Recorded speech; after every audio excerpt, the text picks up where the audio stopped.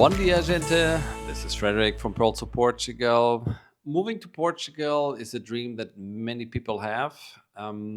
But like with any other dream, if you don't move forward or if you don't have the courage, it will always stay a dream, which is kind of unfortunate.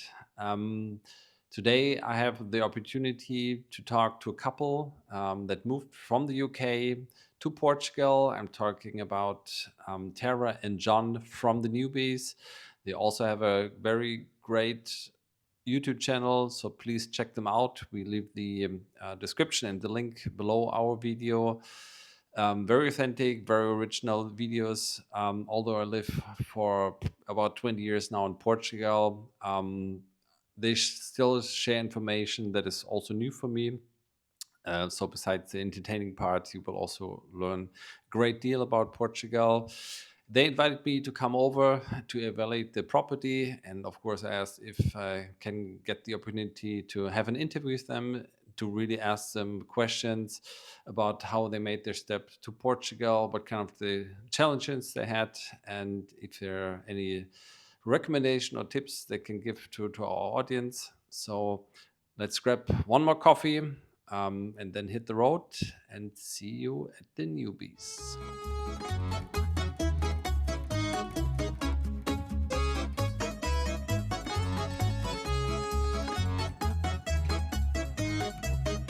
So here I am with Tara and John from the Newbys. Thank you for having me. Thank you for coming. It's been lovely. really great to have you. We already did a tour here in the house. It's a really amazing place. But I came also over to ask you some questions because you did something that a lot of people are dreaming of, moving to Portugal, establishing a new life. You did a quite successful move. Yep. So just to start with one question. What sparked off the love for Portugal? Did you go on vacation, or you saw a movie, or you ate a nata in London, or? It was actually a holiday. We came here, it was during the time of the pandemic, and it was when the UK had that traffic light system, so Portugal at the time was the only place that was on the green list that you were allowed to travel and come back without going into quarantine. Yeah. So we booked 2 weeks here, we came out on holiday, and the day we landed it changed to amber, which meant that we would have to quarantine when we went back. At the time we were doing YouTube already, so it was we didn't need to rush back to sit in quarantine. So we thought, well, let's just extend our stay and see more of this country. We'd heard lots about Portugal, we didn't know anything about it really.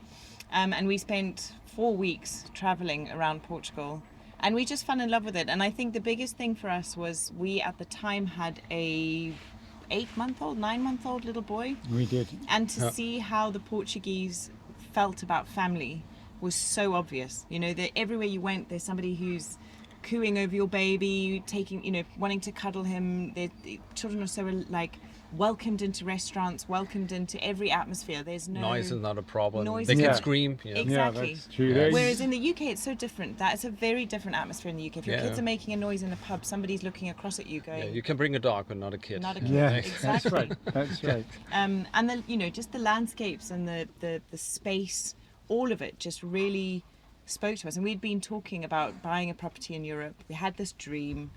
We wanted a place where our kids would have more space to run around in. We wanted a better climate. We wanted a better lifestyle. And the more time we spent here, the more we started thinking, well, maybe it could be Portugal. Yeah. It wasn't. We didn't set out to buy a property in Portugal. It kind of just happened. It found us. Okay. One thing is that a lot of people dream about it. It's like with everything in life. One of these days I'll go to Portugal, maybe remarry. I don't know. We always have these kind of things. But what is the secret of making this dream happen? Yeah, is it just what was the momentum, or is there a secret saying what, or that you can share with the viewers? Frederick, that is such a good question because we get asked that quite often, and the answer is simple. Procrastination is basically the thing that's going to stop you from doing what you really want to do. It's so easy to walk around, and we know people that have done this. They've gone and they've visited Portugal once. They've said, I'm going to live there one day. And then they've come back the next year and they've reinforced that feeling that they want to live in Portugal, or at least have a holiday home here. And then they've come back the year after that and the year after that. And they keep saying the same thing, but never actually do anything about it. And that's a real shame, because the whole time they're talking about it, house prices are going up and becoming more unaffordable. I think it's probably the same around the world, especially in Portugal though. And it never happens. And I think that's a real shame for a lot of people. For us, we kind of had a checklist of things that we really wanted and then didn't worry too much about the rest. So we knew that we didn't want to hear traffic from the property that we bought. And that's quite difficult, I think, in certain parts of Portugal. So that was checklist number one. Number two was we knew that we really wanted a view. Like, we wanted it to be in a really beautiful location. And that was pretty much it. Everything else, we were very confident that we could just bend to our will. So shape it into our dream. So we just went for the really easy wins. Okay, no traffic noise. Oh, and of course, can we afford it? That was the other one. How did you choose the region? Purely Portugal by is accident. small, but has a lot of different landscapes. Yeah. Probably a lot of people think Do you know? Algarve, great sun, beach. Yeah. Yeah, it was an accident. And wasn't it was a complete accident. And I know so many people spend a lot of time researching the different parts of Portugal. Should I be in the north? Should I be in the south? Should I be in central Portugal? Do I want to be out in the wilderness of central, around Castelo Branco where there's nobody else? Or, Yeah. and we did none of that, which in hindsight seems completely crazy. But we just, I don't know, we came to the north. We really love trees. It's that simple. We love the forests. We love the green Mountains, yeah. and the mountains. And so for us, we didn't dive any deeper into the climate or too much else. We just went, this is beautiful. I want to look at this more. And we got lucky. I mean, yes, we didn't put much thought into it, but we had already driven all the way through Portugal a couple of times, backwards and forwards. And there were certain areas that we'd driven through and gone, oh, I wouldn't wait, it's too dusty, or it's too dry, it's too hot. And then, of course, you come to a place like, or it's too built up, it's too busy. And that road traffic, of course, was the other thing. But then we came here, and then you got the mountains, you got the greenery, the price points were a little bit lower than down in the south. It just worked for us. So I suppose accidentally we, on purpose, chose here. Yeah. Yeah. You also have two lovely children. Yeah. Crusoe and Sawyer. Which is always a question. I mean, they're still small. International school or local school? You already made up your mind? This has been our biggest challenge, I'll be honest, moving here. We have given our children a very wild upbringing. They've been very free. They've spent a lot of time outdoors. They've been, allowed to be little boys. Most of the time they're muddy and barefoot and, just having a lot of fun outside. What we've struggled with, and something we didn't think about before coming to Portugal, which we would encourage families to think about, because when we came here, we thought that time is such a long time away for us. Yeah. We don't need to think about it now. That time comes really quickly, and we haven't yet found the perfect solution to our schooling problem in this part of Portugal. It's not really a problem. It's not a problem, but it's to find the perfect fit for our family and how we're raising our children. It's just, it's a different way of looking at it from what is on offer on our doorstep. Yeah. We're fairly rural here, and I think if we're all honest about Portuguese education system, the closer to a major city you are, the more international feeling that you're going to get of that education system. In the different approaches, you might have access to something like a Montessori nursery school where, but we don't have that here. It's very traditional and it's very old-fashioned and it's very kind of strict in a way. So we haven't got the answers to that particular thing yet. But like Tara just said, we didn't give it too much thought when we came to Portugal about the location of the house when we bought it. But I think if we were to do it again, that might be play a really big factor into where we purchased. Yeah. I think that would be a big I'm thing. kind of glad it didn't, because I'm not sure we would have ended up here. Yeah, and this is amazing. And this is, it's been you make amazing. your compromise. And we'll figure it out. We will figure it out. We've got some ideas. And the kids will also tell you. Probably. Yeah. I want to play with João or... Yeah. Exactly. How is the Portuguese coming along? Always a question. How long do you think, or do you have already Portuguese friends where you speak Portuguese, or We do, how's yeah. it? We've got some Portuguese friends, wonderful Portuguese friends, and friends who feel like family. You know, our neighbours have been incredible. They've really welcomed us in and treated us as their own family. Yeah.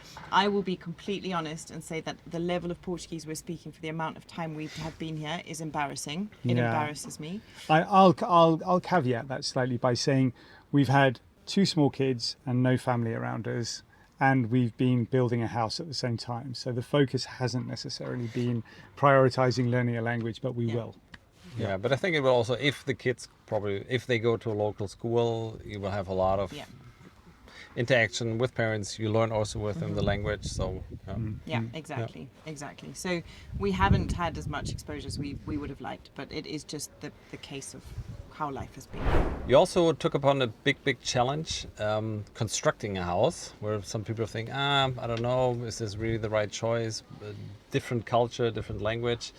How did you find the construction company? We were recommended these Yeah. guys by our architect, and we found the architect with a very narrow search criteria, which was, can he speak good, like really good English, so that we'll be able to communicate our needs.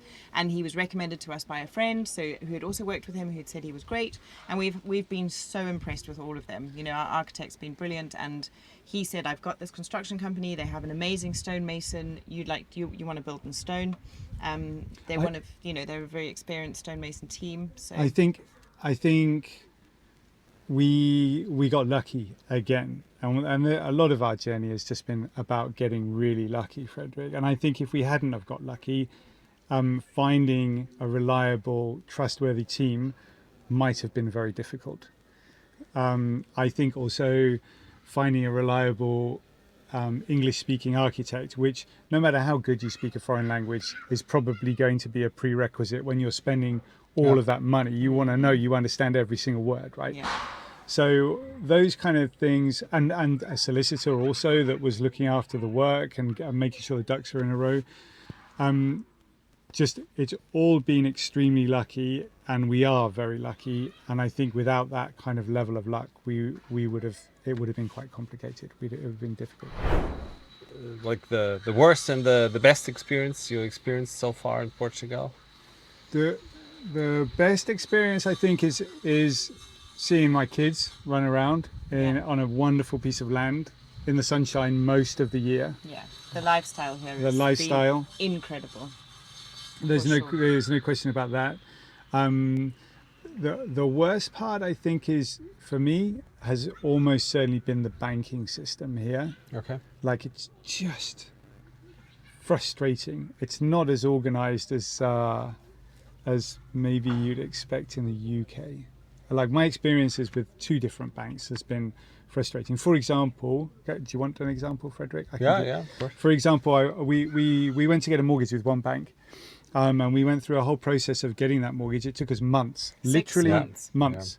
And at the- Portuguese can also do bureaucracy. Oh Yeah. my gosh, the bureaucracy here, I think, Hectic. is something most people don't expect. But Hectic. it is very intense. and to the point where we had bills coming in for the house build, and the company was just like, no, we need this next piece of document. We need this I next think piece of we paper. submitted about 30 different documents Yeah. to get It that mortgage. became- Yeah, it takes a while. It And Sometimes then they it can be very takes so tedious. long. By the Yeah, time yeah. it started coming through, many of those documents were about to expire. So it was We had to it was redo them. frustrating. And then at the end, we were just about to get them. They said, oh yeah, months before, yeah, you're going to get the money, and then they didn't give us the money. And then at the end, it got down to it that we needed to get married in Portugal. That's also You know, and which was so crazy. It was just like, are you kidding Because we me? needed one piece of paper about how the property would be owned if within our marriage. It was just We could have done with it some got help. Let's tied put up it like in that. paperwork. Yeah, we could have done with some professional help, and we were trying to do it on our own, and it just wasn't working very well. And then in the end, we just said, hey, do you know what? Forget about it. We don't want the mortgage. We're going to go to a different bank. We're going to talk to a different bank. And they charged us €650 for saying, forget about it. okay. Now I was laughing because I just saw yourself talking maybe to grandchildren. grandpa, grandma, how did you get married? It's like, well, Yeah. there was this bank Santander, the bank, you know. It's like, okay. Yeah, that's it. Yeah. Well, they made us. Yeah, they made us, go and they get forced us to the, get they married. forced us to Yeah. get married. Yeah, so, no, we already had our wedding certificate. It was from not the the UK. pregnancy, it was the credit. Yeah, it you was know? the, Yeah, it was the mortgage. mortgage wanted it.